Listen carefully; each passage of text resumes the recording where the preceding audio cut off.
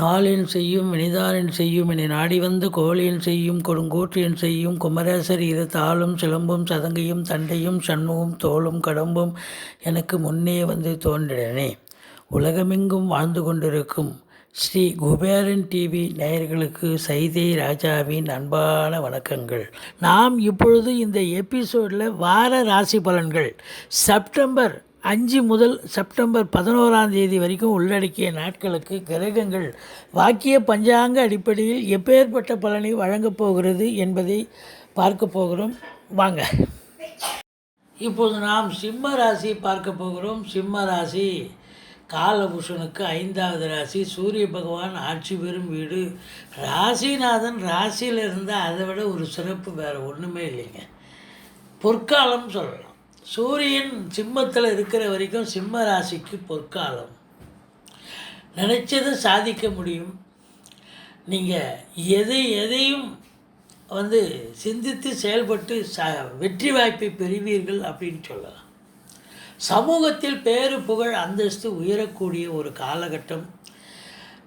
அதே நேரத்தில் பார்த்திங்கன்னா 2ஆம் இடம் என்று சொல்லக்கூடிய 2ஆம் இடத்து அதிபதி ராசியில் இருக்கிறார். 2ஆம் வீட்டை குரு பார்க்கிறார். பணவரவு பொருள் வரவு இருக்கும். குடும்பத்தில் நிம்மதி சந்தோஷம் குதூகலம் இருக்கும். வீட்டில் எல்லோரும் சந்தோஷமாக இருப்பாங்க. பிள்ளைகள்லேருந்து மற்ற குடும்ப உறுப்பினர்கள் கணவன் மனைவி எல்லோருமே சிறப்பாக சந்தோஷமாக இருக்கக்கூடிய, வீட்டிற்கு வரக்கூடிய விருந்தாளிகள் மற்றும் நட்பு வட்டாரங்கள் அனைவருமே இந்த வாரம் ஒரு சந்தோஷத்தை தரக்கூடிய ஒரு வாரம். கொடுக்கல் வாங்கல் சிறப்பாக செய்யலாம். வீட்டில் சுப நிகழ்ச்சிகள் நடத்துவார்கள். வெளியார் சுப நிகழ்ச்சிகளுக்கு கூட நீங்கள் சென்று விட்டு வர முடியும். சிம்மராசி அன்பர்களுக்கு வாக்கு சம்பந்தப்பட்ட தொழில் செய்யக்கூடிய அன்பர்களுக்கு ஒரு அருமையான ஒரு வாரம், சாதிக்கக்கூடிய ஒரு வாரம். 3ஆம் இடத்துல கேது பகவான் இருக்கிறார்.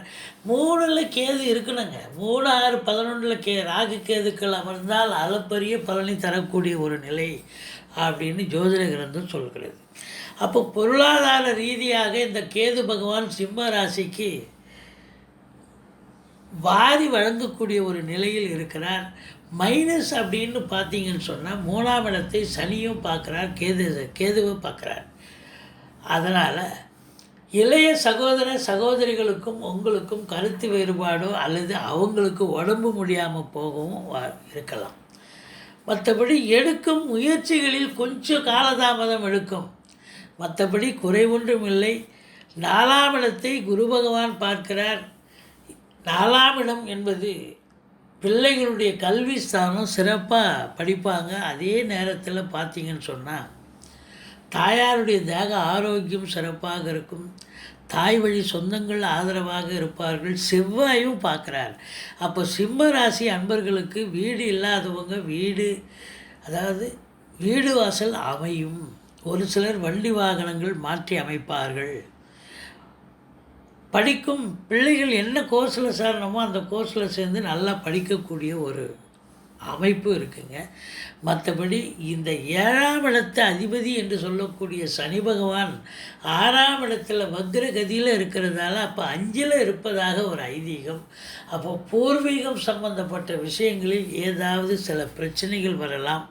இந்த சிம்ம ராசி அன்பர்கள் பிள்ளைகளுக்கும் உங்களுக்கும் கருத்து வேறுபாடோ அல்லது பிள்ளைகளுக்கு படிக்கிற இடத்துல ஏதாவது இடர்பாடுகள் சந்திக்கக்கூடிய ஒரு அமைப்பு இருக்கலாங்க.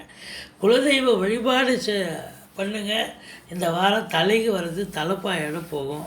அதே நேரத்தில் குடும்பத்தில் ஒற்றுமை சந்தோஷம் குதூகலம் இருந்த போதிலும் கணவன் மனைவிக்குள்ள சின்ன சின்ன கருத்து வேறுபாடுகள் வர வாய்ப்புகள் இருக்கிறது. விட்டு கொடுத்து போங்க, வாழ்க்கை கெட்டுப்போவதில்லை அப்படின்னு சொல்கிறோம். அடுத்தது 8ஆம் இடம் என்று சொல்லக்கூடிய இடத்தில் குரு பகவான் இருக்கிறார். இது பார்த்திங்கன்னு சொன்னால் நீண்ட நாளாக உங்களுக்கு வசூலாகாத தொகைகள் வசூலாகும். திடீர் பணவரவு இருக்கும். நீங்கள் எதிர்பார்க்கவே மாட்டீங்க. இல்லை வேறு யாராவது உங்கள்கிட்ட இதை வச்சுக்கிங்க, நான் அப்புறம் வாங்கிக்கிறேன், இந்த தொகை உங்கள்கிட்ட இருக்கட்டும் சேஃப்டியாக அப்படின்னு சொல்லிட்டு உங்கள்கிட்ட கொண்டாந்து கொடுப்பாங்க. நகை நட்டோ இல்லை கேஷோ இப்படி ஏதாவது ஒரு அமைப்பு 8ஆம் இடத்தில் குரு பகவான் இருக்கிறார். ஆனால் நீங்கள் அதை சரியாக நீங்கள் வச்சு இருந்து அவங்க திருப்பி கேட்கும்போது கொடுத்துடணும். அதுதான் அங்கே இருக்கிற நிலைமை. வக்ரகதியில் இருக்கிறதால அதை நீங்கள் செலவு பண்ணிவிட்டு நீங்கள் திருப்பி தர முடியாத ஒரு சூழ்நிலை வந்ததுன்னா ரொம்ப இக்கட்டான ஒரு நிலை வரும். மற்றபடி 9ஆம் இடத்தில் ராகு பகவான் இருக்கிறார். தந்தைக்கு உடம்பு முடியாமல் போகலாம், அல்லது தந்தைக்கு சமூகத்தில் பேர் புகழ் மங்கக்கூடிய ஒரு நிலை, அதாவது ஏதாவது பிரச்சனை வரக்கூடிய ஒரு அமைப்பு இருக்கலாம். மற்றபடி 10ஆம் இடத்தில் செவ்வாய் இருக்கிறார். 10க்குடைய சுக்கிரன் ராசியில் இருக்கிறார். கலைத்துறையில் ஈடுபடக்கூடிய அன்பர்களுக்கு ஒரு பொற்காலம். சினிமா மற்றும் தொலைக்காட்சி பிரிவில் பணியாற்றக்கூடிய அன்பர்களுக்கு அற்புதமான ஒரு காலகட்டம். வேலை வாய்ப்புகள் கிடைக்கும். காவல்துறை, தீயணைப்புத்துறை, மருத்துவத்துறை, இராணுவத்துறை போன்ற அரசு உயர் அதிகாரிகள் மட்டுமல்ல, கடைநிலை ஊழியர்களுக்கும் இந்த வாரம் அற்புதமான ஒரு வாரம்.